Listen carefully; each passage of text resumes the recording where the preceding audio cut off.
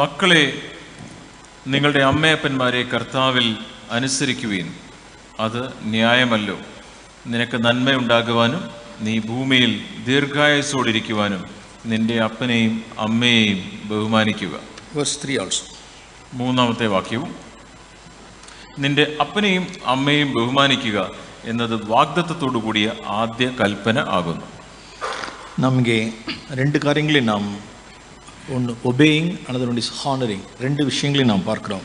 അനുസരിക്കുന്നതിനെ കുറിച്ചും ബഹുമാനിക്കുന്നതിനെ കുറിച്ചും നാം ഇവിടെ വായിക്കുന്നു. இன்றைய காலகட்டங்களில் தாய் தகப்பனுக்கு கீழ்ப்படியாமலும் தாய் தகப்பனை கனம் பண்ணாமலும் இருக்கிற பிள்ளைகளை நாம் ക്രിസ്തുവത്തിൽ കൂടെ നാം பார்க்கிறோம். നമ്മുടെ ഈ കാലഘട്ടത്തിൽ നമ്മുടെ ചുറ്റുപാട് ഒക്കെയും മാതാപിതാക്കളെ ബഹുമാനിക്കാത്ത, മാതാപിതാക്കളെ അനുസരിക്കാത്ത പല ആളുകളെയും നാം കാണുന്നു. தேவனுடைய கற்பனையாகிய கிறிஸ்துவுக்குள்ளாக நீங்கள் பேப்டிசம் எடுக்கணும் அப்படின்ட்டு ஒரு தீர்மானம் பண்ணுறீங்க. நீங்கள் கர்த்தருடைய கட்டளை, കർത്താവിൻ്റെ കൽപ്പന അനുസരിച്ച് നിങ്ങൾ ജലസ്നാനം എടുക്കണം, സ്നാനം എടുക്കണം എന്ന് നിങ്ങൾ തീരുമാനിക്കുന്നു. உங்களுடைய ஃபேமிலி பேக்கப் இங்கே உள்ளதான ஒரு பாரம்பரியமான ஒரு ஸ்தாபன சபைகளாக இருக்கலாம். ഒരുപക്ഷെ നിങ്ങളുടെ കുടുംബ പശ്ചാത്തലം ഏതെങ്കിലും ഒരു ഡിനോമിനേഷൻ, ഒരു അങ്ങനെയുള്ള സഭയായിരിക്കാം. ஆனால் நீங்கள் ரட்சிக்கப்பட்டு சபையில் இருக்கீங்க இன்னைக்கு. എന്നാൽ നിങ്ങൾ രക്ഷിക്കപ്പെട്ട് സഭയിൽ വന്നിട്ടുണ്ട്. இப்போ நீங்கள் ஒரு ஸ்டாண்ட் எடுக்கிறீங்க. ஆண்டவருடைய முதல் கட்டளை அந்த obedience to the word of God, baptism. ഇപ്പോൾ ദൈവവചനത്തിനനുസരിച്ച് നിങ്ങൾ സ്നാനം എടുക്കുവാനായിട്ട് തീരുമാനിക്കുന്നു. അപ്പം இந்த விஷயத்தில் நீங்கள் கர்த்தருக்குள் கீழ்ப்படிஞ்சே ஆகணும். അവിടെ ഇപ്പോൾ മാതാപിതാക്കൾ അല്ലെങ്കിൽ ബന്ധുക്കൾ അതിനെ എതിർത്താലും നിങ്ങൾ കർത്താവിൽ ഈ കൽപ്പന നിങ്ങൾ അനുസരിക്കുന്നു. தேவனை தான் நம்ம மகிமைப்படுத்தணும் அந்த இடத்துல. അങ്ങനെ നാം ചെയ്യുന്നതിലൂടെ ദൈവത്തിന്റെ നാമം നാം മഹത്വപ്പെടുത്തുകയാണ്. அந்த இடத்துல நாம் பாரம்பரியத்துக்கு நாம் உடன்படக்கூடாது. അങ്ങനെയുള്ള സാഹചര്യത്തിൽ നാം ഈ പാരമ്പര്യത്തെ, ആളുകളെ പേടിച്ച് നാം അനുസരിക്കാതിരിക്കരുത്. நாம் மனத்தாழ்மையாய் நம்மளுடைய விசுவாசத்தை நாம் பெற்றோர்கிட்ட நாம் அறிக்கை செய்யணும். നാം താഴ്മയോടെ നമ്മുടെ വിശ്വാസം നമ്മുടെ മാതാപിതാക്കളോട് നാം പങ്കുവയ്ക്കണം. சில சூழ்நிலைகளில் அவர்கள் மறுக்கவே செய்கிறார்கள் என்றாலும், ചില സാഹചര്യങ്ങളിൽ അവർ അതിനോട് എതിർക്കാതിരുന്നാൽ പോലും നാം அதை குறித்த காரியங்களில் நாம் மூப்பர்களிடத்தில் நாம் டிஸ்கஸ் பண்ணணும். നാം ആ കാര്യങ്ങളൊക്കെ നമ്മുടെ സഭയിലെ മൂപ്പന്മാരോട് നാം ആലോചിക്കണം. நான் சில பேப்டிசத்தை நான் சீக்ரெட்டாக கூட சில பேப்டிசம் நான் கொடுத்துருக்கேன். ഞാൻ രഹസ്യമായി ചിലർക്ക് സ്നാനം കൊടുത്തിട്ടുണ്ട്. ஏன்னா சில சூழ்நிலைகள் அப்படி பேரண்ட்ஸினுடைய சூழ்நிலைகள் செய்ய முடியாத ஒரு சூழ்நிலையில், ചില പ്രത്യേക സാഹചര്യത്തിൽ മാതാപിതാക്കളുടെ എതിർപ്പ് വളരെ വലുതാകുമ്പോൾ അവരറിയാതെ സ്നാനം കൊടുത്ത സാഹചര്യങ്ങളുണ്ട്.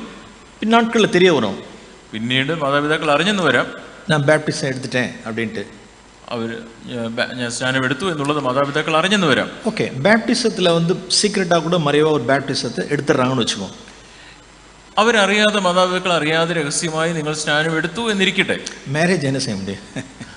നിങ്ങളുടെ വിവാഹത്തെക്കുറിച്ച് നിങ്ങൾക്ക് എന്ത് ചെയ്യുവാൻ കഴിയും? அது ரகசியமாக பண்ணிட்டு வந்துட முடியாது. അത് നിങ്ങൾ പോയി രഹസ്യമായിട്ട് വിവാഹം കഴിച്ച് വരാൻ പറ്റില്ല. அது டிசானரிங், அது பேரண்ட்ஸை டிசானர் பண்ணுறது. നിങ്ങൾ രഹസ്യമായി പോയി വിവാഹം കഴിച്ച് വരിക എന്ന് പറഞ്ഞാൽ മാതാപിതാക്കളെ ബഹുമാനിക്കാതിരിക്കുന്നതാണ്. അവരെ அது எல்டர்ஸும் அதை என்கரேஜ் பண்ண மாட்டாங்க. അത് മൂപ്പന്മാരും അതിനെ പ്രോത്സാഹിപ്പിക്കുകയില്ല. அது தேவனுடைய நாமத்துக்கும் திருச்சபைக்கும் அது ஒரு துர்க்கீர்த்தியை கொண்டு வரும். அது ദൈവനാമത്തിനും ദൈവസഭയ്ക്കുമൊക്കെ അതൊരു മോശം പേരുണ്ടാക്കും. அப்போ அந்த இடத்துலையும் நாம் கர்த்தருக்குள் நாம் கீழ்ப்படியணும். ആ സാഹചര്യത്തിലും നാം കർത്താവിലാണ് കീഴ്പ്പെടേണ്ടത്. அவிசுவாசியுடன் நான் ஒரு பிணைப்பு, நாம் ஒரு திருமணத்தில் நாம் பிணைக்கப்பட முடியாது. ദൈവവചനത്തിൽ നാം പറയുന്നു, അവിശ്വാസിയോട് ഇണയില്ല പിണ കൂടരുത്. அப்போ அந்த இடத்துல நாம் கர்த்தருக்கு தான் நாம் கீழ்ப்படுகிறோம். അവിടെ നാം കർത്താവിനാണ് നാം കീഴ്പ്പെടുന്നത്. ஸோ பெற்றோருக்கு கீழ்ப்படிதல் அப்படிங்கிற விஷயத்தில் கர்த்தருக்குள் கீழ்ப்படிதல் அப்படின்னு அந்த இடத்துல ஒரு கண்டிஷன் இருக்காங்க. മാതാപിതാക്കളെ അനുസരിക്കുന്ന ഇടത്ത് കർത്താവിൽ കീഴ്പ്പെട്ടിരിക്കുക എന്ന് അവിടെ ഒരു പ്രയോഗമുണ്ട്. ഇത് റയർ അക്കേഷൻസാக இருக்கும் அந்த மாதிரி. അങ്ങനെയുള്ള ചില പ്രത്യേക സാഹചര്യങ്ങൾ ഒരുപക്ഷെ വരാം. ஆனால் 1001 തിങ്സ് அதெல்லாம் நாம் அப்படி ஒபே பண்ண வேண்டியതാണ്. എന്നാൽ മറ്റ് 1001 കാര്യങ്ങൾ അതെല്ലാം നാം മാതാപിതാക്കൾ പറയുന്നത് അതേപടി നാം അനുസരിക്കുകയാണ് വേണ്ടത്. அதுக்கெல்லாம் யோசிக்கவே கூடாது. അതിനെക്കുറിച്ച് നിങ്ങൾ ചിന്തിച്ചുകൊണ്ടേ ഇരിക്കേണ്ട. ഇമ്മീഡിയറ്റ് ഒബീഡിയൻസ്, ഉടനെ തന്നെ അനുസരിക്കുക. அப்பதான் நம்மளுடைய வாழ்க்கையில் நாம் மேலே போக முடியும். അങ്ങനെയാണ് നമ്മുടെ ജീവിതത്തിൽ നമുക്ക് മുന്നേറി പോകുവാൻ കഴിയുകയുള്ളൂ. எப்போ நாம் கீழ்ப்படுகிறோமோ அப்பதான் நாம் மேலே ஏற முடியும். നാം എപ്പോഴാണ് നാം അനുസരിക്കുന്നത് അപ്പോഴാണ് നമുക്ക് മുകളിലേക്ക് പോകുവാൻ കഴിയും. நம்முடைய கான்ஃபரன்ஸினுடைய தீம் அதுதான். നമ്മുടെ കോൺഫറൻസിന്റെ തീം ഈ പ്രാവശ്യം അതാണ്. எவ்வளவுக்கு எவ்வளவாய் நாம் கீழ்ப்படியே அவ்வளவாய் நம் ஆவிக்குரிய வாழ்க்கையில மேலே போக முடியும். നാം എത്ര അധികം നാം അനുസരിച്ച് പോകുന്നുവോ അത്രയും അധികം നമുക്ക് ആത്മീകമായിട്ട് മുന്നേറി മുകളിലേക്ക് പോകുവാൻ കഴിയും. ஆனால் மூன்றாம் வசனத்திலே, എന്നാൽ ഇവിടെ മൂന്നാം വാക്യം നോക്കുക. தாய் தகப்பனை கனம் பண்ணுகிறதான விஷயம் என்று வரும்பொழுது, നിന്റെ അപ്പനെയും അമ്മയും ബഹുമാനിക്കുക എന്ന് ഉള്ള വാക്യം നാം കാണുമ്പോൾ അതിൽ எந்த விதமான கண்டிஷனுமே கிடையாது. അവിടെ ഒരു നിബന്ധനയും പറഞ്ഞിട്ടില്ല. கர்த்தருக்குள் அப்படிங்கிறதெல்லாம் இல்லை. നിങ്ങൾ കർത്താവിൽ മാതാപിതാക്കളെ ബഹുമാനിക്കുക എന്നല്ല പറഞ്ഞിരിക്കുന്നത്. இந்த வசனம் இப்படி இருக்கான்னு பாருங்க பாப்போம். നിങ്ങളുടെ ബൈബിളിൽ എങ്ങനെയാണ് ഈ വാക്യം എഴുതിയിരിക്കുന്നത്? உங்க ഡാഡി മമ്മി കർത്തருக்குள் இருந்தால் ஹானர் பண்ணுங்க. നിങ്ങളുടെ മാതാപിതാക്കൾ അവർ കർത്താവിൽ ആണെങ്കിൽ അവരെ ബഹുമാനിക്കുക എന്നാണോ, അങ്ങനെയാണോ എഴുതിയിരിക്കുന്നത്? அப்படி இருக்கா? അങ്ങനെയാണോ?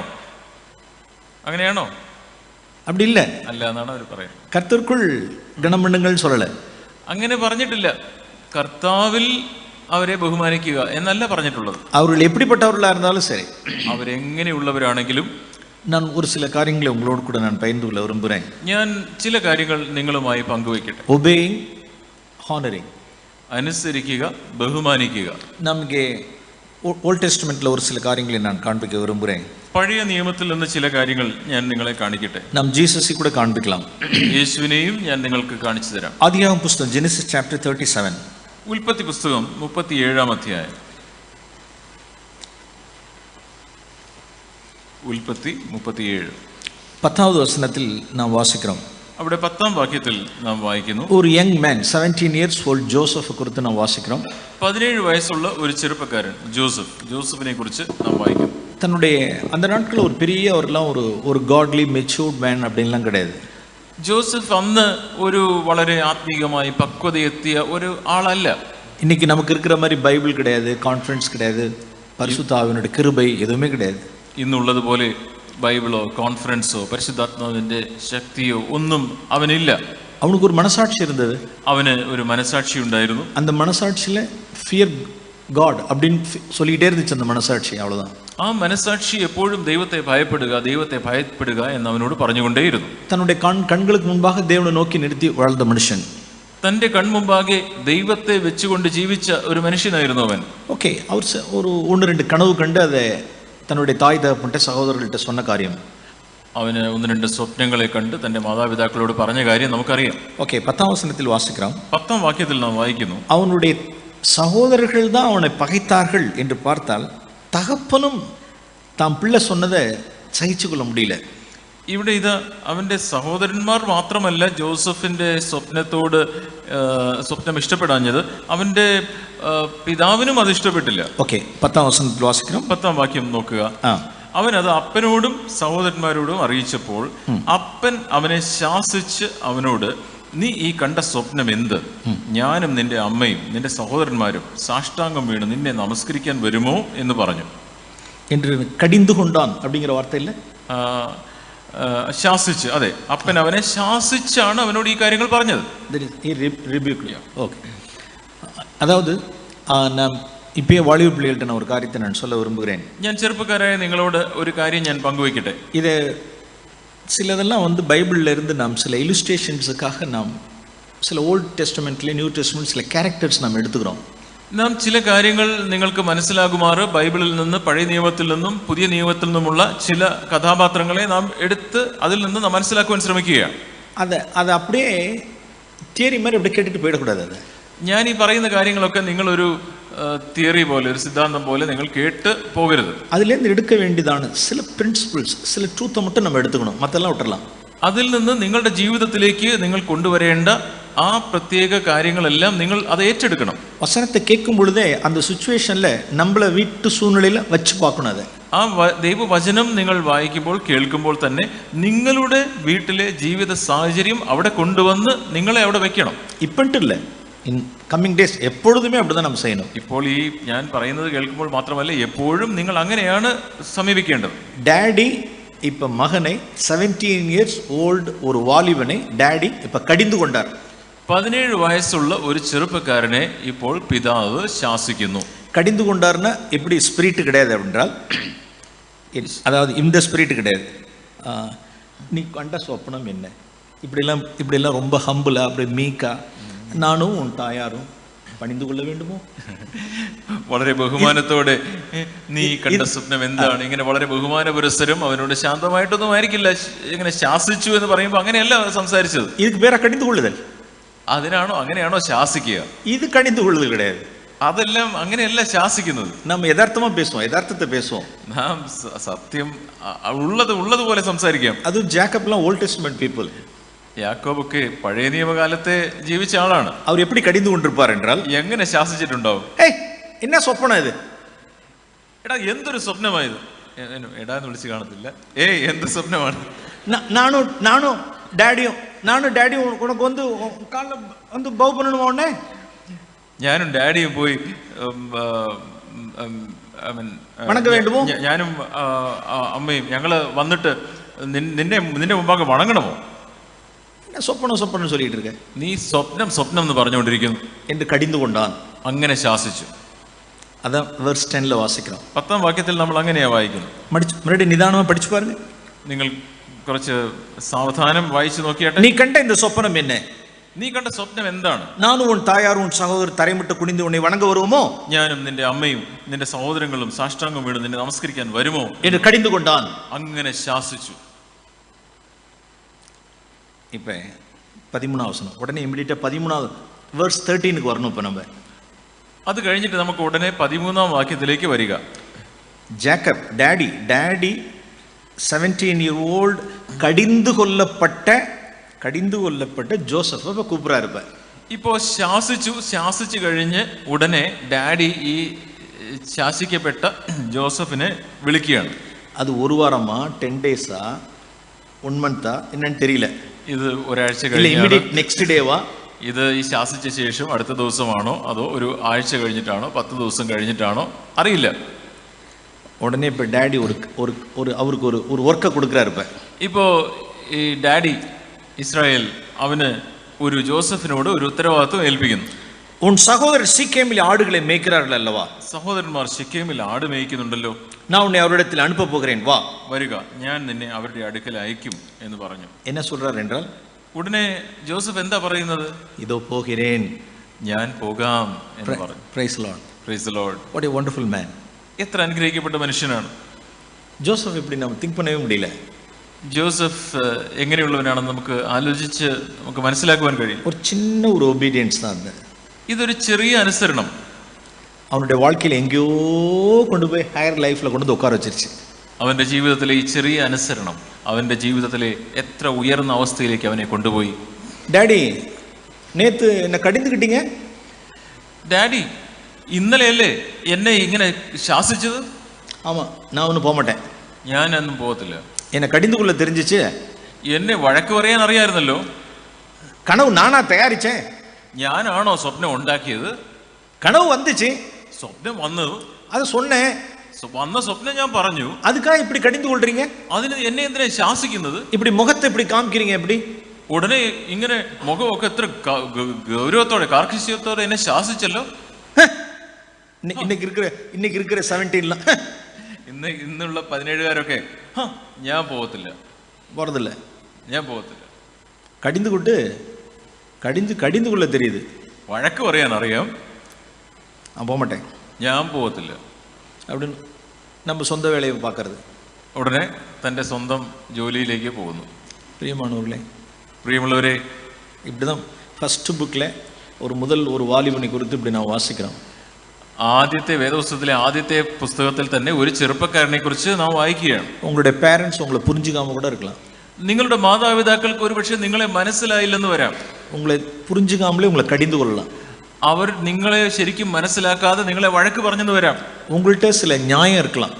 നിങ്ങൾ ചെയ്ത കാര്യത്തിൽ ചില ന്യായങ്ങൾ, ചില ശരി ഉണ്ടായിരിക്കാം.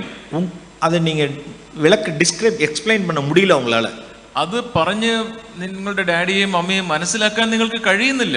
അവர்கள் புரிந்து கொள்ளாமலே உங்களை கடிந்து கொண்டாங்கன்னு വെച്ചേക്കാം. മനസ്സിലാക്കാതെ തന്നെ, നിങ്ങൾ ചെയ്തതിന്റെ നല്ല ഉദ്ദേശം മനസ്സിലാക്കാതെ തന്നെ നിങ്ങളെ ശാസിക്കുകയാണെന്ന് വിചാരിക്കുക. അഫൻഡ് ആവக்கூடாது. നിങ്ങൾ അപ്പോഴും മുറിപ്പെടരുത്, இடர்ல அடையக்கூடாது. നിങ്ങൾ മുറിപ്പെടുവാൻ പാടില്ല. அவர்களை கனவீனப்படுத்தக்கூடாது. അവരെ ബഹുമാനിക്കാതിരിക്കരുത്. நான் திரும்ப வருகிறதுக்கு முன்னதாக ஒரு ரிலேட்டடாக ஒரு காரியத்தை நியூ டெஸ்ட்மெண்ட்டில் நான் சொல்லிட்டு வரேன். ഞാൻ ഇവിടെ നമ്മൾ തിരിച്ചു വരുന്നതിന് മുമ്പ് ഇതിനോട് ബന്ധപ്പെട്ട ഒരു കാര്യം പുതിയ നിയമത്തിൽ നിന്ന് നമുക്ക് നോക്കാം. Matthew chapter 13. മത്തായി 13-ാം അധ്യായം. Last 4 verses. മത്തായി 13-ാം അധ്യായത്തിൻ്റെ അവസാനത്തെ 4 വാക്യങ്ങൾ. வாலிப பிள்ளைகள் எல்லாரும் உங்களுடைய இருதயத்தில் நீங்கள் வைத்துக்கொள்ள நான் விரும்புகிறேன். ഈ വാക്യങ്ങൾ ചെറുപ്പക്കാരായ നിങ്ങൾ എല്ലാവരും നിങ്ങളുടെ ഹൃദയത്തിൽ സൂക്ഷിക്കണം എന്ന് ഞാൻ പറയുന്നു. From verse 54 onwards. 54-ാം വാക്യം മുതൽ. Okay, please read. അവർ വിസ്മയിച്ചു, ഈ ജ്ഞാനവും വീര്യപ്രവൃത്തികളും എവിടെ നിന്ന്? ഇവൻ തച്ചൻ്റെ മകനല്ലയോ? ഇവൻ്റെ അമ്മ മറിയ എന്നവളല്ലയോ? ഇവൻ്റെ സഹോദരന്മാർ യാക്കോബ്, യോസെ, ശീമോൻ, യൂദ എന്നിവർ അല്ലയോ? ഇവൻ്റെ സഹോദരികളും എല്ലാം നമ്മോട് കൂടെ ഇല്ലയോ? ഇവൻ ഇതൊക്കെയും എവിടെ നിന്ന് എന്ന് പറഞ്ഞ് അവനിൽ ഇടറിപ്പോയി. ഓക്കെ, 57-ാം വചനത്തിൽ യേശുവை குறித்து അവരുടെ സ്വന്തം ഊരിൽ ഇടറലടൈந்தார்கள். ഇവിടെ നാം ഇപ്പോൾ വായിച്ചത് യേശുവിനെ കുറിച്ച് അവൻ്റെ നാട്ടിൽ അവര് ഇടറിപ്പോയി. ഓക്കെ, இன்னொரு இடத்துல ஜீசஸ் உடனே 57-ാം വചനത്തിൽ என்ன சொல்கிறார் என்றால் 57-ാം വാക്യത്തിൽ യേശു എന്താണ് അവർ പറയുന്നത്? യേശു അവരോട്, ഒരു പ്രവാചകൻ തൻ്റെ പിതൃനഗരത്തിലും സ്വന്തം ഭവനത്തിലും അല്ലാതെ ബഹുമാനമില്ലാത്തവനല്ല എന്ന് പറഞ്ഞു. அப்படின்னா அவருடைய நாசரேத் ஊரில் அவர் கனவீனம் அடைந்தார். അതിന്റെ അർത്ഥം തൻ്റെ നസ്രേത്ത് ദേശത്ത് യേശുവിന് ഒരു മാന്യതയില്ലായിരുന്നു. அவரை குறித்து இடறல் அடைந்தார்கள். അവര് അവനിൽ ഇടറിപ്പോയി.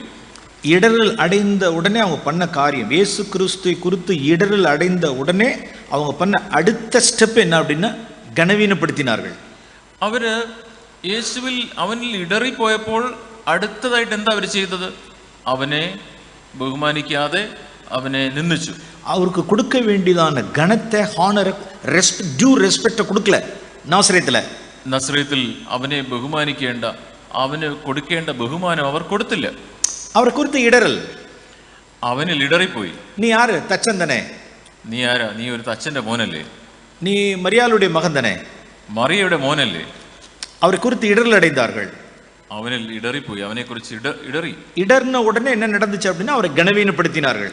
ഇടറിയ ഉടനെ എന്താ സംഭവിച്ചത്? അവനെ നിന്ദിച്ചു. அப்போ உடனே ஜீசஸ் சொன்னார், அப்ப ഉടനെ യേശു എന്താ പറഞ്ഞത്? ഓക്കെ, എനിക്ക് இந்த இடத்துல கனவீனம் தான் எனக்கு அப்படி இருக்குன்னு எனக்கு தெரியுன்றார். എനിക്കറിയാം, എനിക്ക് ഇവിടെ ബഹുമാനമില്ലാത്തവനായിരിക്കും എന്ന് എനിക്കറിയാം. ഓക്കെ, 58-ാം വചനത്തിൽ വാസിക്കണം. അടുത്തത് 58-ാം വാക്യം നോക്കുക. അവരുടെ അവിശ്വാസം എന്ന് വാസിക്കണം. അവിടെ അവിശ്വാസം എന്ന് വായിക്കുന്നു. അവരുടെ അവിശ്വാസം നിമിത്തം അங்கே അനേക അത്ഭുതങ്ങളെ ചെയ്യവിல்லை. അവിടെ വളരെ വീര്യപ്രവൃത്തികൾ ചെയ്തില്ല. അരുமையான வாலிப பிள்ளைகள், പ്രിയമുള്ളവരെ, പ്രിയ ചെറുപ്പക്കാരെ, നാം நிறைய நம்மளுடைய வாழ்க்கையில we expect many miracles. நாம் எதிர்பார்க்கிறோம் நம்மளுடைய வாழ்க்கையில. many answers we are waiting for, very expecting for. നമ്മുടെ ജീവിതത്തിൽ പല അത്ഭുതങ്ങൾക്കായിട്ട് നാം കാത്തിരിക്കുന്നു, പല ഉത്തരങ്ങൾക്കായിട്ട് നാം കാത്തിരിക്കുന്നു. God's power இன்னும் உங்க லைஃப்ல manifest ஆகாம இருக்கு. ദൈവത്തിന്റെ ശക്തി നിങ്ങളുടെ ജീവിതത്തിൽ വെളിപ്പെടുന്നില്ല. யாருடைய வாழ்க்கையில God's power manifest ஆகாது என்றால், ആരുടെ ജീവിതത്തിലാണ് ദൈവത്തിന്റെ ശക്തി വെളിപ്പെടാത്തത്? யாரெல்லாம் கனவீனப்படுத்துகிறார்களோ, ആരൊക്കെ ഇപ്രകാരം നിന്ദിക്കുന്നുവോ, கனவீனப்படுத்துகிறவனுடைய மனுஷனுடைய வாழ்க்கையில் God's power will not be manifested. அது ஒரு ட்ரூத் சொல்ல விரும்புகிறேன். ബഹുമാനം കൊടുക്കാത്തവർ, നിന്ദിക്കാത്തവരുടെ ജീവിതത്തിൽ ദൈവത്തിന്റെ ശക്തി, ദൈവത്തിന്റെ വീര്യപ്രവൃത്തികൾ വെളിപ്പെട്ട് വരികയില്ല. பிரியமானவர்களே, நீங்க நிறைய காரியங்களை எதிர்பார்த்துட்டு உங்களுடைய வாழ்க்கையில நிறைய God's power it should be manifested in your life. എന്റെ ജീവിതത്തിൽ, ഞങ്ങളുടെ ജീവിതത്തിൽ ദൈവത്തിന്റെ ശക്തി അത് വെളിപ്പെട്ട് വരണമെന്ന് നിങ്ങൾ ആഗ്രഹിക്കുന്നു. உங்களுடைய வாழ்க்கையில நிறைய அநேக அற்புதங்களை ஆண்டவர் செய்யணும். നിങ്ങളുടെ ജീവിതത്തിൽ വളരെയധികം അത്ഭുതങ്ങൾ ദൈവത്തിന് ചെയ്യുവാൻ താല്പര്യമുണ്ട്. நீங்க இருக்கிறதான இந்த சந்ததியில நீங்க ஒரு அற்புதமாய் நீங்க விளங்கணும். நீங்க God's power manifestationா நீங்க இருக்கணும். ഈ നിങ്ങളായിരിക്കുന്ന തലമുറയിൽ ദൈവത്തിന്റെ ശക്തി നിങ്ങളുടെ മേൽ ഇറങ്ങി വന്ന് നിങ്ങൾ ഒരു അടയാളമായിട്ട് ഇവിടെ ആയിരിക്കണമെന്ന് ദൈവം ആഗ്രഹിക്കുന്നു. ஆனால் யார் அப்படி இருக்க முடியாது அப்படினா? എന്നാൽ ആർക്കാണ് അങ്ങനെ ജീവിക്കുവാൻ കഴിയാത്തത്? நீங்க கனவீனப்படுத்துகிறீங்கன்னு வெச்சீங்க, നിങ്ങൾ നിന്ദിക്കുന്നുവെങ്കിൽ, ഫോർ എക്സാമ്പിൾ ഫാമിലി ലൈഫിൽ പാരന്റ്സ്, ഉദാഹരണത്തിന് കുടുംബജീവിതത്തിൽ, മാതാപിതാക്കളോടുള്ള ബന്ധത്തിൽ, ഈവൻ ചർച്ച് ലൈഫിൽ, സഭാ ജീവിതത്തിൽ, ഏതോ ഒരു കാര്യത്തെ കുറിച്ച് സഭയിൽ ഇടറൽ, ഏതെങ്കിലും ഒരു കാര്യത്തിന് ശാസിക്കുകയോ തിരുത്തലോ ഉണ്ടായാൽ നിങ്ങൾ ഇടറിപ്പോകുന്നു. உங்களை கனவீனப்படுத்திட்டாங்க. லோக்கல் எல்டர்ஸ் உங்களை குட்டிட்டாங்க. லோக்கல் எல்டர்ஸ் உங்களை குட்டிட்டாங்க. നിങ്ങളുടെ പ്രാദേശിക സഭയിലെ മൂപ്പന്മാർ നിങ്ങളെ ശാസിച്ചു. உடனே இடரல் அடைறீங்க. ഉടനെ നിങ്ങൾക്ക് മുറിപ്പെടുന്നു. இடரல் அடைந்த உடனே அடுத்து என்ன வருது? നിങ്ങൾക്ക് ഇടറൽ ഉണ്ടായാൽ അടുത്തത് എന്താ സംഭവിക്കുന്നത്? கனவீனப்படுத்துறது. നിങ്ങൾ നിന്ദിക്കുന്നു. அவ்வளவுதான், முடிஞ்சு போச்சு. உங்களுடைய ஆன்சர், உங்களுடைய பிரேயர் எதுவுமே it will not be answered. അതിനെ തുടർന്ന് നിങ്ങളുടെ പ്രാർത്ഥനയ്ക്ക് ഉത്തരം ലഭിക്കുകയില്ല, അതോടെ തീർന്നു. உங்களுடைய வாழ்க்கையில God's power will not be manifested. നിങ്ങളുടെ ജീവിതത്തിൽ ദൈവത്തിന്റെ ശക്തി വെളിപ്പെടുകയില്ല. ജീസസ് அப்படியே கையை கட்டி போட்ட மாதிரி இருக்கும் அவருக்கு. യേശുവിന് നിങ്ങളുടെ ജീവിതത്തിൽ പലതും ചെയ്യണമെന്നുണ്ട്, പക്ഷേ യേശുവിന്റെ കൈ കെട്ടപ്പെട്ടിരിക്കും. നാം ஜாக்கிரதையா இருப்போம். നാം ശ്രദ്ധയോടെ ഇരിക്കണം. எந்த சூழ்நிலையிலும் நாம் இடரல் அடையாமல் இருப்போம். இந்த வாலிப பிராயத்திலே கற்றுக்கொள்ளணும். ഏത് സാഹചര്യത്തിലും മുറിപ്പെടാതെ ഇരിക്കുവാൻ നാം ഈ യൗവന പ്രായത്തിൽ തന്നെ അഭ്യസിക്കണം. இன்னைக்கு நாம் திருச்சபையில நாம் நிறைய பேரை பார்க்கிறோம். ഇന്ന് ദൈവസഭയിൽ നാം പലരെയും കാണുന്നു. எவ்வளவு நமக்கு முன்னோடினவர்களா இருந்தவர்களை எல்லாம் நாம் பார்க்கிறோம். നമുക്ക് മുൻപായി അനേക വർഷങ്ങൾ പരിചയമുള്ള ആളുകളെ പോലും നാം കാണുന്നു. அவர்கள் இடரல் அடைந்தார்கள். അവർ മുറിപ്പെട്ട് ഇപ്രകാരം ഇടറിപ്പോയി. கடிந்து கொள்ளப்படும் பொழுது, ശാസിക്കപ്പെടുമ്പോൾ, நீதிமான் தயவாய் குட்டி கடிந்து கொள்ளப்படும் பொழுது, നീതിമാൻ അവനെ ശാസിക്കുമ്പോൾ அவர்கள் இடரல் அடைந்தார்கள். അവർ ഇടറിപ്പോയി. அவிசுவாசமானார்கள். അവർ അവിശ്വാസത്തോടെ ഇടറിപ്പോയി. கனவீனப்படுத்தினார்கள். അവരെ നിന്ദിച്ചു. அவருடைய வாழ்க்கையில God's power manifest ஆகல. അവരുടെ ജീവിതത്തിൽ ദൈവത്തിന്റെ ശക്തി വെളിപ്പെട്ടില്ല. finish, முடிஞ்சிருச்சு, அவ்வளவுதான். അവരുടെ ജീവിതം അതോടെ അവസാനിച്ചു. இதெல்லாம் நம்ம வெளியில இருக்கிறதெல்லாம் நம்ம வெளியில நம்ம கண்கள், நமக்கு பார்க்கிறதுக்குரிய கண்கள் வேணும் நமக்கு. ഇതൊക്കെ കാണുവാനായിട്ട് നിങ്ങൾക്ക് കണ്ണുകൾ വേണം. ഇത് വാലിബ് പ്രായത്തിലേ இந்த லெசனை நீங்க கத்துக்கணும். നിങ്ങളുടെ യൗവന പ്രായത്തിൽ തന്നെ ഈ പാഠങ്ങൾ നിങ്ങൾ അഭ്യസിക്കണം. ஆண்டவரே, அது முதல்ல ஃபேமிலில ஆரம்பிக்கணும். ദൈവമേ, ഇത് എൻ്റെ കുടുംബത്തിൽ ഞാൻ ആരംഭിക്കട്ടെ. ஓகே, நம்மள என்ன டாடி மம்மி நம்மள கரெக்ட் பண்ணலாம்.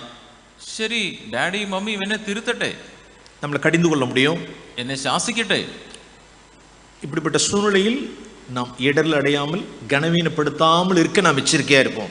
ഈ സാഹചര്യത്തിൽ ഞാൻ മുറിപ്പെട്ടു പോകാതെ, ഇടറിപ്പോകാതെ, നിന്ദിക്കാതെ ഇരിക്കുന്നതിന് ഞാൻ ശ്രദ്ധയോടെ ഇരിക്കാം. ഓക്കെ, ആദ്യം പുസ്തകത്തിലേക്ക് നാം திருப்போம். നാം ഉൽപ്പത്തി പുസ്തകത്തിലേക്ക് നമുക്ക് തിരികെ വരാം. இடரல் அடையாத கனவீனப்படுத்தாத ஒரு வாலிபனை நாம் குறித்து நாம் பார்த்து கொண்டிருக்கிறோம். ഇടറിപ്പോകാത്ത, നിന്ദിക്കാത്ത ഒരു ചെറുപ്പക്കാരനെ കുറിച്ചാണ് നാം കണ്ടുകൊണ്ടിരുന്നത്. ഡാഡി, ഞാൻ പോறேன் ഡാഡി, ഡാഡി ഞാൻ പോകാം എന്ന് പറഞ്ഞ് അവൻ പോകുന്നു. அது எப்படிப்பட்ட சகோதரர்கள்ட்ட போகணும் அப்படின்னா, பகைத்த பொறாமை கொண்ட சகோதரர்கள்ட்ட போகணும். ആരുടെ അടുത്തേക്കാ പോകേണ്ടത്? തന്നെ എതിർത്ത് തന്നോട് അസൂയയുള്ള സഹോദരന്മാരുടെ അടുക്കലേക്കാണ് ഇപ്പോൾ പോകേണ്ടത്. 17 വചനത്തിൽ വാസിക്കാം. അവിടെ നാം 17 വാക്യത്തിൽ നാം വായിക്കുന്നു. Okay, please. അവർ ഇവിടെ നിന്നും പോയി. 14 വാക്യം വായിക്കുന്നു. അവനോട്, നീ ചെന്ന് നിന്റെ സഹോദരന്മാർക്ക് സുഖം തന്നെയോ, ആടുകൾ നന്നായിരിക്കുന്നുവോ എന്ന് നോക്കി വന്ന് വസ്തുത അറിയിക്കണം എന്ന് പറഞ്ഞ് ഹെബ്രോൻ താഴ്വരയിൽ അവനെ അയച്ചു.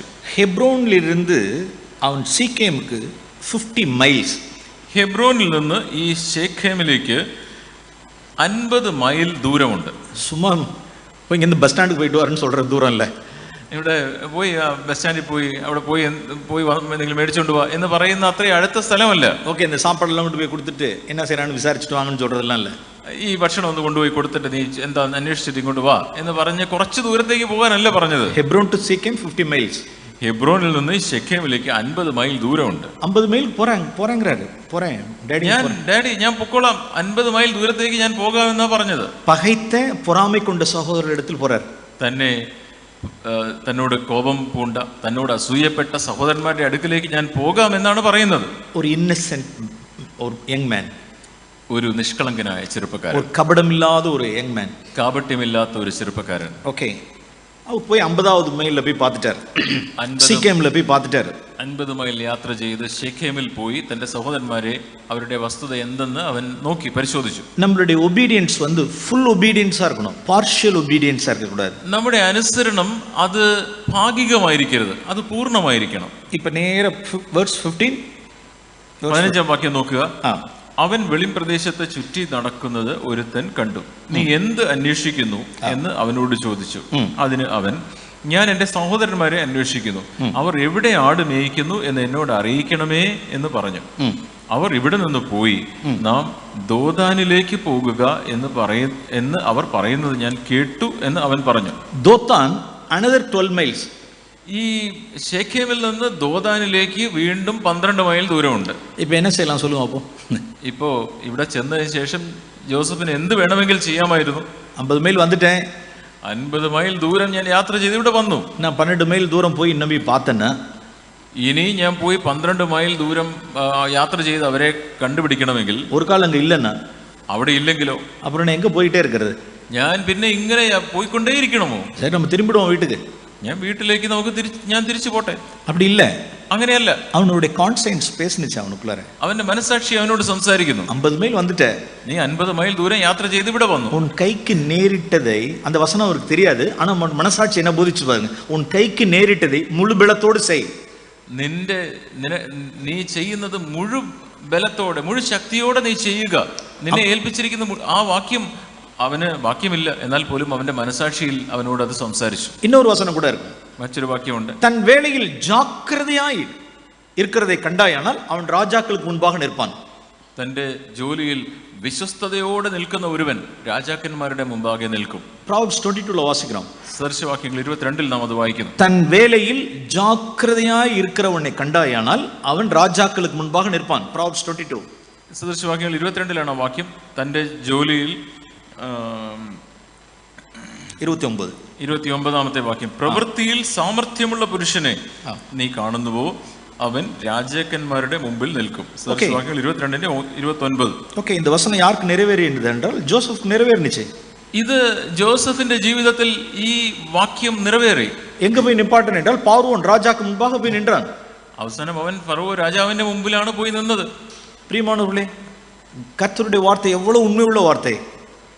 കർത്താവിന്റെ വാർത്ത, ദൈവത്തിന്റെ വചനങ്ങൾ എത്ര സത്യസന്ധമായതാണ്.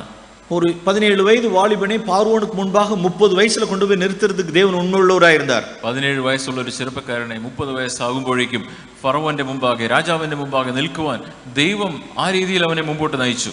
அவன் next power, second power of Egypt கொண்டு போய் நிறுத்துறதுக்கு தேவன் உண்மையுள்ளவராக இருந்தார். ഈജിപ്തിലെ രണ്ടാമനായി അവനെ കൊണ്ടുപോകുവാൻ, ഉയർത്തുവാൻ ദൈവത്തിന് കഴിഞ്ഞു. എപ്പോഴാണ്? தன் கைக்கு நேரிட்டதை முழு பலத்தோடு செய்யறப்ப.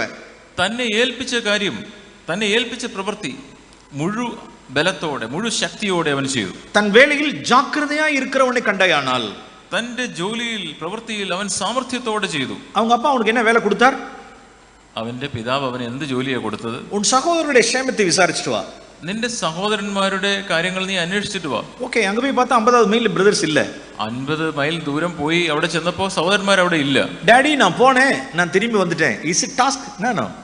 ഡാഡി ഞാൻ അവിടെ പോയി, പക്ഷേ അവരവിടെ ഇല്ല, ഞാനതാ തിരിച്ചു വന്നിരിക്കുന്നു. എൻ ഡാഡി നല്ല ചെയ്തി, നല്ല വിശേഷமான ചെയ്തി ഞാൻ കൊണ്ടുപോകണം.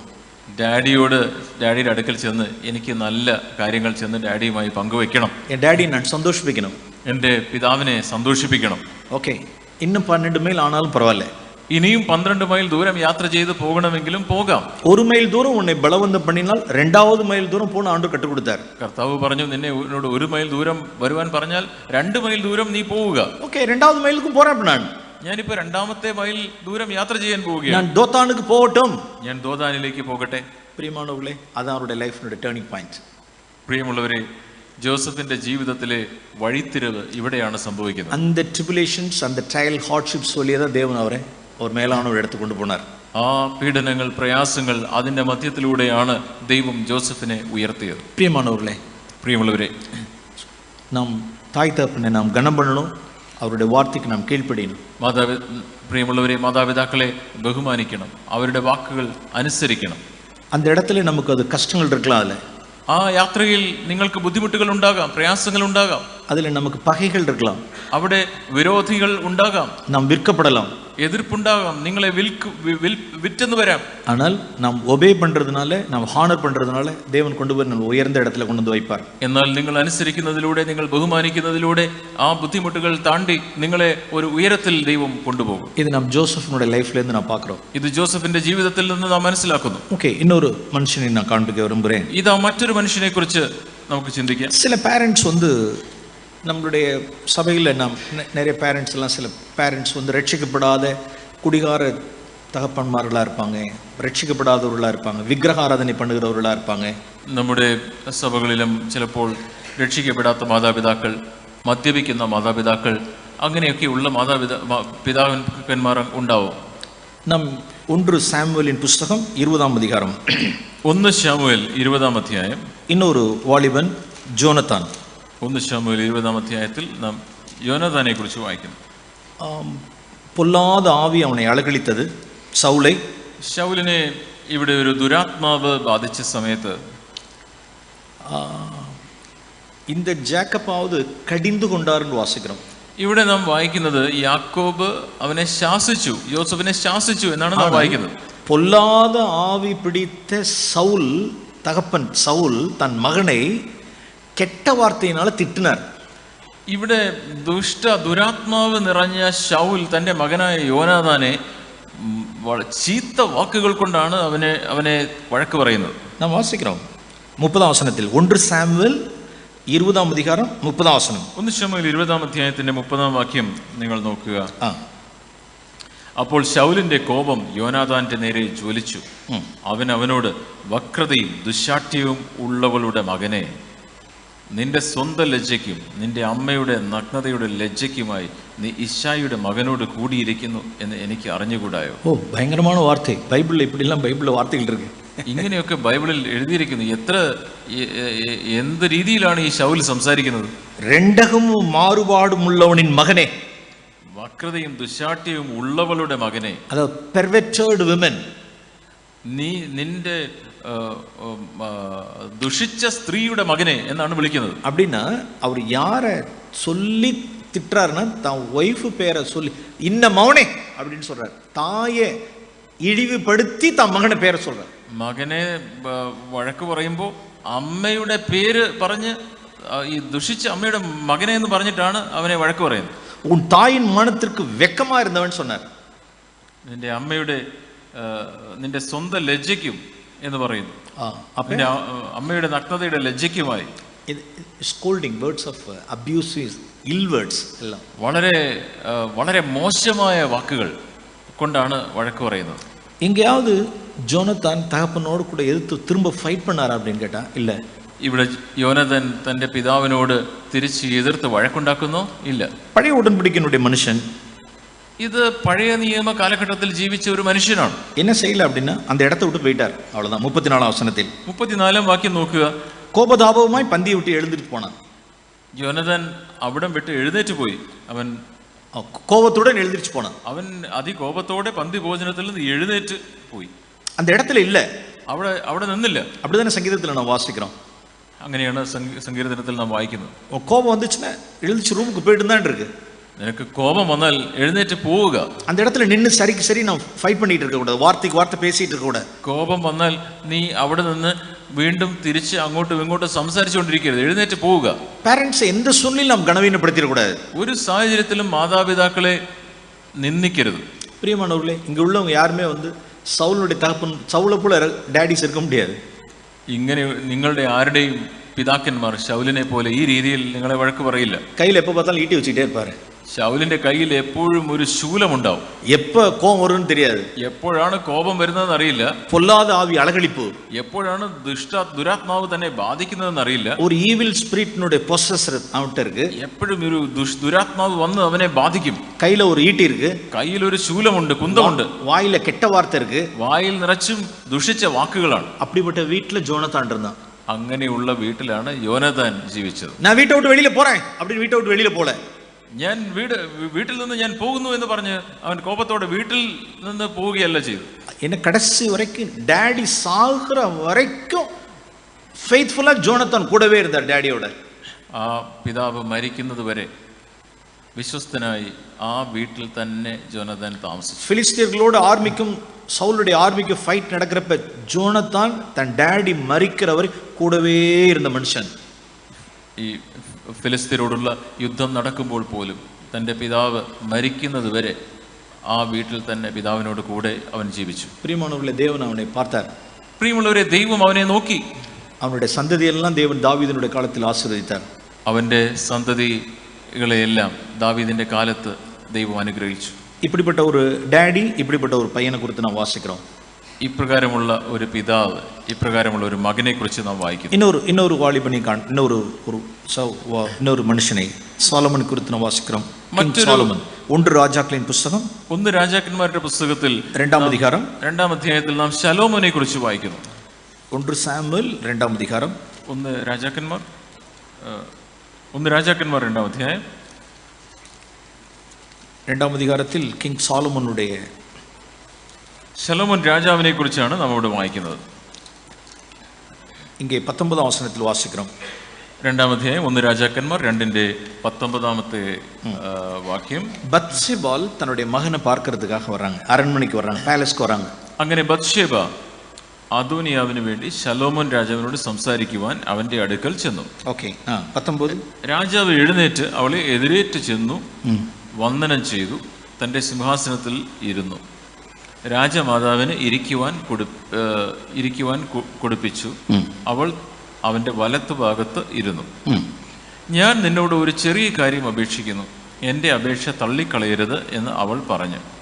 രാജാവ് അവളോട്, എൻ്റെ അമ്മയെ ചോദിച്ചാലും ഞാൻ നിന്റെ അപേക്ഷ തള്ളുകയില്ല എന്ന് പറഞ്ഞു. എന്ന വാർത്ത ചൊല്ലുகிறார் அதற்கு ராஜா, അതിന് രാജാവ് എന്താണ് പറയുന്നത്? என் தாயாரே, എൻ്റെ അമ്മയെ. പ്രിയമുള്ളവരെ, இன்னைக்குள்ள வாலிப பிள்ளைகளுடைய பிரச்சனை, ഇന്നത്തെ ചെറുപ്പക്കാരുടെ പ്രശ്നം ഇതാണ്.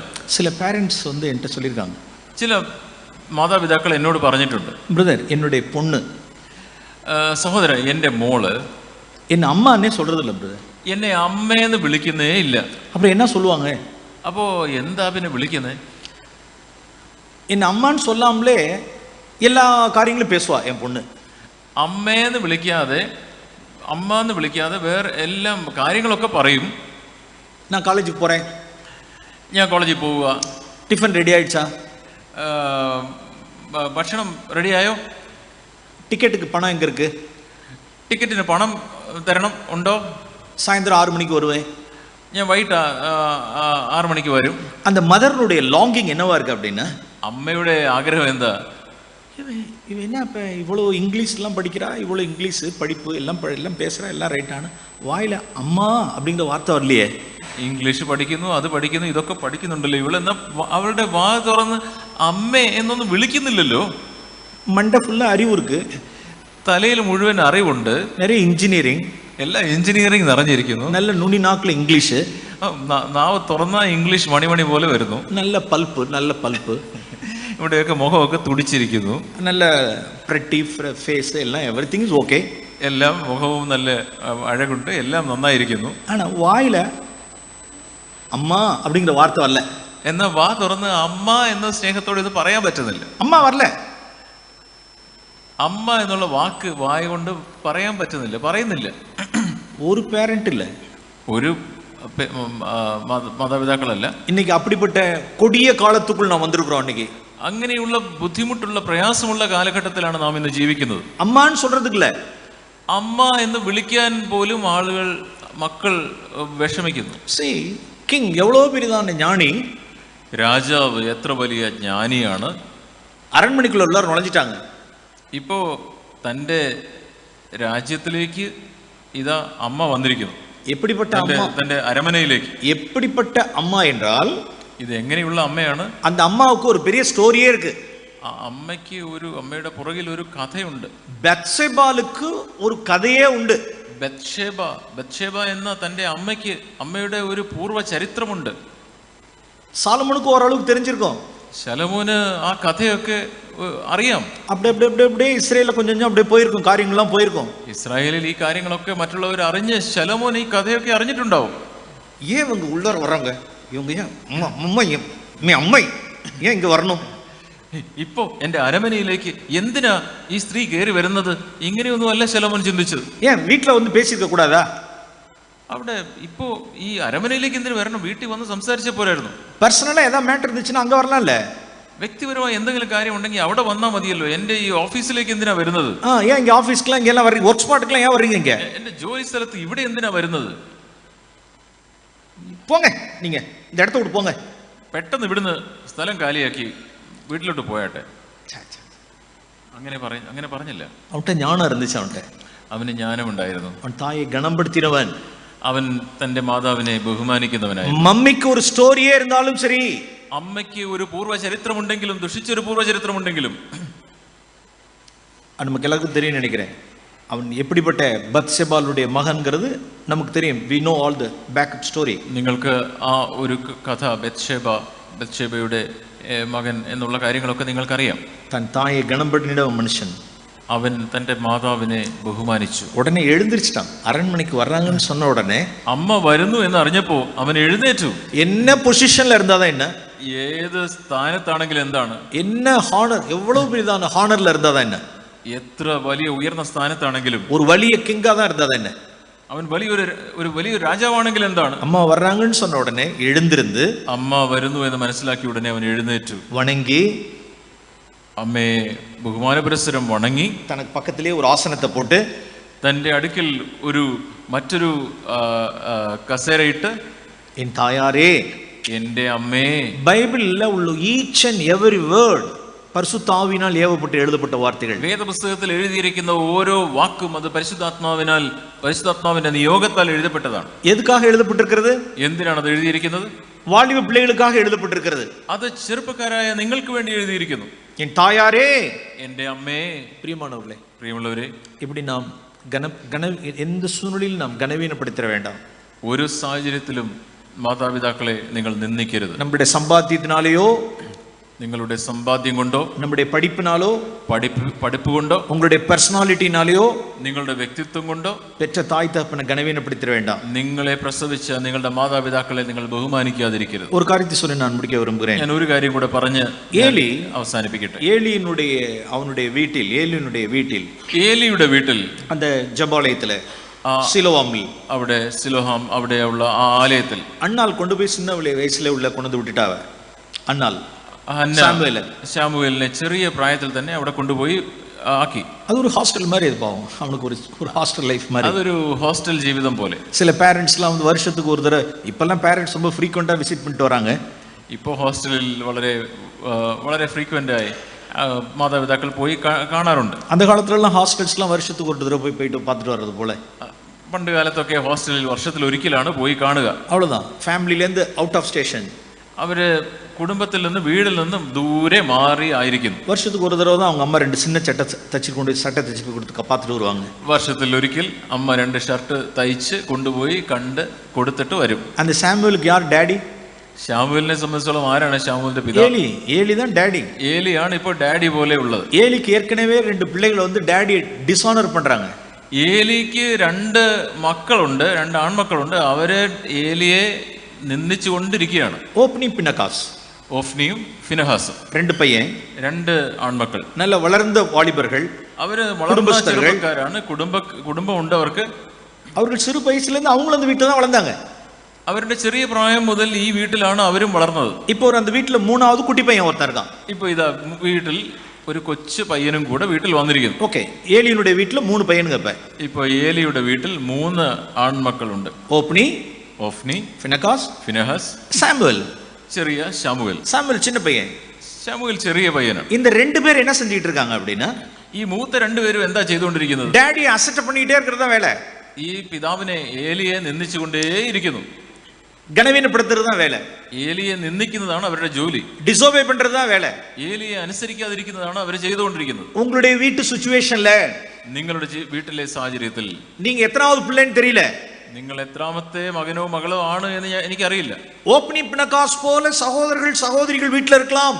നിങ്ങൾക്ക് ഒരു പക്ഷേ ഓഫ്നിയെ പോലെയും ഫിനഹാസിനെ പോലെയും ഉള്ള മൂത്ത സഹോദരന്മാർ നിങ്ങൾക്കുണ്ടായേക്കാം. அந்த ஸ்பிரிட் உங்களை இன்ஃப்ளூயன்ஸ் பண்ணிட கூடாது. ആ ഒരു ആത്മാവ് നിങ്ങളെ സ്വാധീനിക്കരുത്. அவங்க கனவீனப்படுத்திட்டோம், അവരങ്ങനെ നിന്ദിച്ചോട്ടെ, அவங்க டிசோபே பண்ணிட்டோம், അവരനുസരിക്കാതിരിക്കട്ടെ. அதே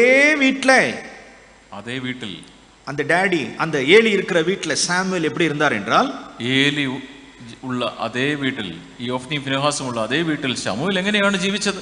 സാമുവേൽ அப்படின்னு டாடி கூப்பிடுவார். ശമൂവേൽ എന്ന് ഏലി വിളിച്ചാൽ ഹീരമ്മേ, ഇതാ അടിയൻ ഇതാ എന്ന് പറഞ്ഞ് ഓടി വരും. ഇതാ അവരുടെ ലൈഫ് സ്റ്റൈലാ ഇരുന്നത്. ഇത് ശമൂവേലിന്റെ ജീവിത ക്രമമായിരുന്നു, ജീവിത രീതിയായിരുന്നു. அதனாலதான் அந்த ராத்திரில கர்த்தர் கூப்பிட்ட பொழுது ஹீரമ്മേ. അപ്പോൾ അതുകൊണ്ടാണ് രാത്രിയിൽ കർത്താവ് അവനെ വിളിച്ചപ്പോ അടിയൻ ഇതാ എന്ന് പറഞ്ഞ് ഓടിച്ചെന്നത്. எப்படி தேவன் பேசுகிறது உங்களுடைய சத்தத்தை நீங்க கேட்க முடியும்? ദൈവം സംസാരിക്കുന്ന ശബ്ദം നിങ്ങൾക്ക് എങ്ങനെയാണ് കേൾക്കുവാൻ കഴിയുക? முதல்ல பேரண்ட்ஸ் சொல்றது, பேரண்ட்ஸுடைய சத்தத்துக்கு முதல்ல செவிசாய்ங்க. ആദ്യം നിങ്ങൾ നിങ്ങളുടെ മാതാപിതാക്കൾ പറയുന്ന ശബ്ദത്തിന് നിങ്ങൾ ചെവി കൊടുക്കുക. நிறைய பேருக்கு தேவன் பேசுகிற சத்தத்தை கேட்கிறது எப்படின்னு கேக்குறாங்க.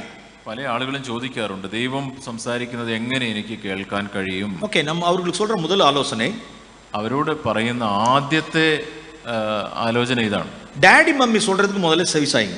ആദ്യം നിങ്ങളുടെ ഡാഡിയും മമ്മിയും പറയുന്നതിന് നിങ്ങൾ ചെവി കൊടുക്കുക. அதுக்கு நாம் செவி சாய்க்கல, അതിന് നിങ്ങൾ ചെവി കൊടുക്കുന്നില്ലെങ്കിൽ, ഡാഡി ദോ വരുகிறேன் ദോ இருக்கேன், ഡാഡി വിളിക്കുമ്പോ ഡാഡി ഞാൻ ഇതാ വരുന്നു എന്ന് പറഞ്ഞ് ഡാഡിയുടെ അടുക്കലേക്ക് ചെല്ലുക. அவர்கள்தான் கர்த்தருடைய சத்தத்தை கேட்க முடியும். അങ്ങനെയുള്ളവർക്കാണ് കർത്താവിന്റെ ശബ്ദം കേൾക്കുവാൻ കഴിയുക. அவர்கள் யாருடைய ஸ்பிரிட்னால இன்ஃப்ளூயன்ஸ் ஆகல அப்படின்னா, അവര് ഓഫ്നി പിനഹാസിന്റെ സ്പിരിറ്റിനാல ഇൻഫ്ലുവൻസ് ആവില്ല സാമുവൽ. ഓഫ്നി പിനഹാസ് പോലെയുള്ള തെറ്റായ മാതൃകകൾ അവരെ സ്വാധീനിച്ചില്ല, ശമൂവേലിനെ സ്വാധീനിച്ചില്ല. ഏലിയുടെ എவ்வளவு ബലവീനങ്ങൾ இருக்கலாம். ഏലിയുടെ ജീവിതത്തിൽ പലതരത്തിലുള്ള കുറവുകൾ ഉണ്ടായിരിക്കാം. അവരുടെ വീട്ടു സിറ്റുവേഷനിൽ രണ്ടുപേർ അവിശ്വാസിയാ இருக்கலாம். വീട്ടിലുള്ള രണ്ടുപേർ ഒരുപക്ഷെ അവിശ്വാസികളായിരിക്കാം. സാമുവൽ ഡിഫറെന്റാ இருந்தார். എന്നാൽ ശമൂവേൽ വ്യത്യസ്തനായിരുന്നു. அப்படிப்பட்ட ஏதான வீட்ல இருந்து தான் ஒரு ப்ராஃபட் வெளியில வந்தார். അങ്ങനെയുള്ള വീട്ടിൽ നിന്നാണ് ഒരു പ്രവാചകൻ എഴുന്നേൽക്കുന്നത്. പ്രിയമുള്ളവരെ, ഗനപ്പെടുത്തുவோம், നാം ബഹുമാനിക്കാം ദേവനെ. അതൻ മൂലമായി ദേവനെ മഹിമപ്പെടുത്തുவோம். മാതാപിതാക്കളെ ബഹുമാനിക്കുന്നതിലൂടെ ദൈവത്തെ മഹത്വപ്പെടുത്തും. ഉങ്ങളുടെ வாழ்க்கையில நீங்க மேல வர முடியும். നിങ്ങളുടെ ജീവിതത്തിൽ നിങ്ങൾക്ക് ഉയർന്നു വരുവാനായിട്ട് കഴിയും. ആമേൻ. ആമേൻ.